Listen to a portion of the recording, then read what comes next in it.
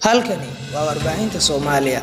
Waxaa si toos ah u daawanaysaa barnaamijkeennii toddobaadlaha ah ee Faalada Toddobaadka oo aynu uga hadalno waxyaabihii ka dhacay Soomaaliya kuwoodii ugu muhiimsanaa. Qodobada barnaamijka: dalal xoojinaya inay hor istaagaan inay Soomaaliya door weyn ka ciyaarto ganacsiga caalamka. Soomaaliya oo dhaqaatiir u diraysa dalka Talyaaniga oo ilaa hadda la daalaa dhacaya cudurka coronavirus. Amisom oo go'doomisay xarunta Xalane iyo sababta ka dambaysa. Somaliland oo iska dhex mushaaxayeen dad qaba cudurka coronavirus. Kenya oo dib u bilowday daandaansiga ku aadan dalka Soomaaliya. Qarax ka dhacay Puntland iyo khasaaraha ka dhashay iyo saameynta ku yeeshay cudurka coronavirus Soomaalida. Waxaan kaa codsanayaa inta aan guda gelin faahfaahinta warka, haddaad ku cusub tahay kanaalka ku soo biiro subscribe dheh, sidoo kale inoo muuji calaamadda kiilitaanka ee like si aan ugu faraxno horay ugu soconno. Waad mahadsan tahay. Haddaynu ku bilowno qodobka koowaad, Imaaraadka ayaa si degdeg ah oo aan sharci ahayn ula wareegay dekedaha ku yaala waqooyi bari iyo waqooyi galbeed Soomaaliya ee Berbera iyo Boosaaso. Sidoo kale Imaaraadka ayaa qaab fowdaawi ah ula wareegay dekedo ku yaala gobolka sida dekeda Yemen oo wax soo saarkeedu hoos u dhacay 60% iyo tan Djibouti oo markii dambe laga eriyay ayaa lagu eedeynayaa inuu u dagaalamayo hal arin. Imaaraadku waxa uu ku yaalaa gacanka Bershiya, waxaana loo sii mari karaa gacanka Cadmeed iyo marinka Hormuz oo ah meel luuq ah geeskana ay ku hayso Iiraan san isku fiicnayn reer galbeedka.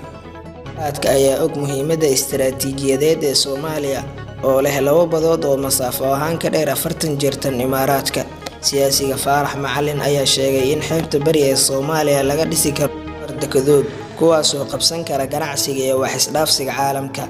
Haddii garoomo caalami ahna loogu daro, wax badan laga faa'iidi karo. Taasina waa midda Sacuudiga iyo Imaaraadka hurdada u diidaysa. Qodobka labaad, waxaa jira warar aan aad u rasmiyoobin balse aad loo faafiyay kuwaasoo sheegaya in Soomaaliya u dirayso dalka Talyaaniga 20 dhaqaatiir iyo weliba kalkaaliyaal. Talyaaniga ayaa waxaa faraba'an ku haya cudurka coronavirus kaasoo ka dilay ku dhawaad 10,000. Warkan ayaa soo jiitay durbadiiba indhaha caalamka, iyadoo ay qaar ku farxeen qaarna ay ku hirsanayaan iyagoo ereysanaya doorka Soomaaliya. Wariyaan oo ka tirsan Washington Post oo wax ka qoray arrintaas ayaa yiri sheeko cajiib ah. Soomaaliya oo u diraysa 20 dhaqaatiir dalka Talyaaniga si loo xakameeyo faafinta cudurkan. Noqoshada Soomaaliya ee deeq-bixiye caalami ah waa tusaale cajiib ah oo ku tusinaya sida cudurkani u bedelay siyaasadda caalamka. Qodobka saddexaad, war qoraal ah oo ka soo baxay taliska guud ee Amisom ayaa waxaa lagu sheegay in gebi ahaanba la xiray xerada Xalane. Amisom ayaa sababta ku sheegtay si loo xakameeyo faafitaanka cudurkan ee coronavirus. Qoraalka ayaa waxaa lagu sheegay in dhammaan la joojiyay shaqooyinkii ka socday xerada muddo 30 maalmood ah.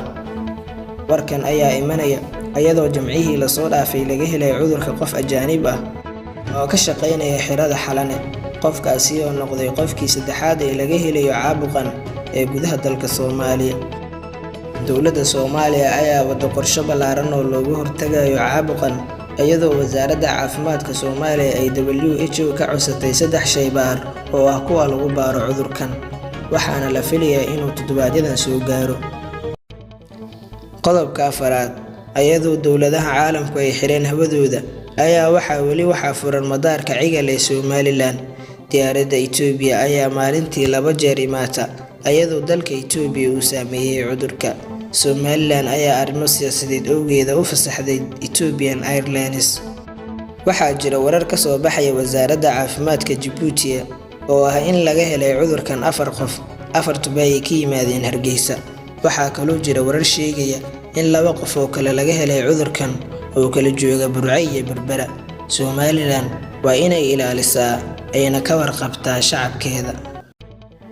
Qodobka shanaad, dowladda Kenya ayaa dib u bilowday darbiga ay ka dhisaysay xuduud beenaadka Soomaaliya.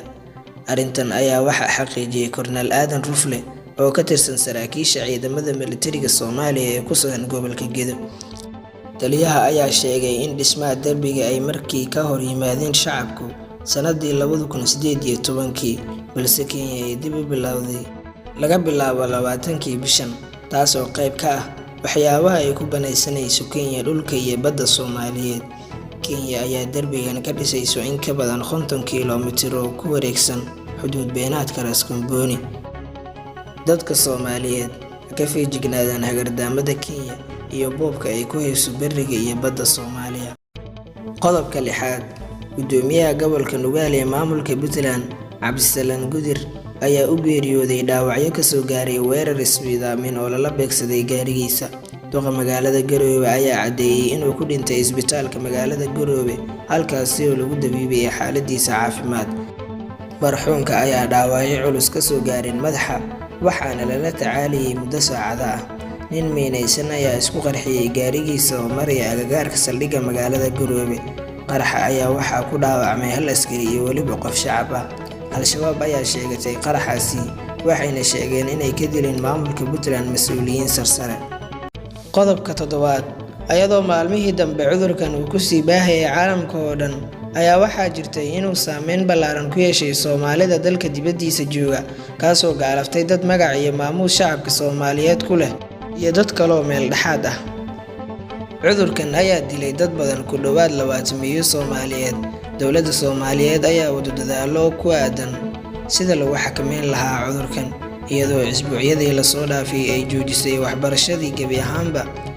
Ayaa haddana waxaa soo baxay in cudurkani maalmihii la soo dhaafay gaaray ilaa 5 qofood. Arrintaasi oo jirto awgeed, Ra'iisul Wasaaraha Qaranka Soomaaliyeed ayaa haddana wuxuu iclaamiyay in waxbarashada sii xirnaan doonto gebi ahaanba ilaa iyo amar dambe ka soo baxay dowladda Soomaaliyeed. Waxaa kaloo jira saameyn kaloo ballaaran oo ku yeeshay shacabka Soomaaliyeed ku dhaqan dalka dibaddiisa.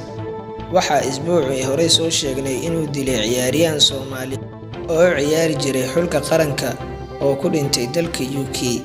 Waxaa kaloo dalka UK ku geeriyooday Allah u naxariistee Ra'iisul Wasaarihii hore ee Soomaaliya Nuur Cadde. halkaasi noogu xig barnaamijkeennii toddobaadlaha ah ee Faalada Toddobaadka ee warbaahinta Soomaaliya. haddaad ku cusub tahay kanaalka ku soo biiro subscribe dheh sidoo kale fiidiyowga like saar haddii aad ka heshay si ay noogu noqoto dhiirigelin.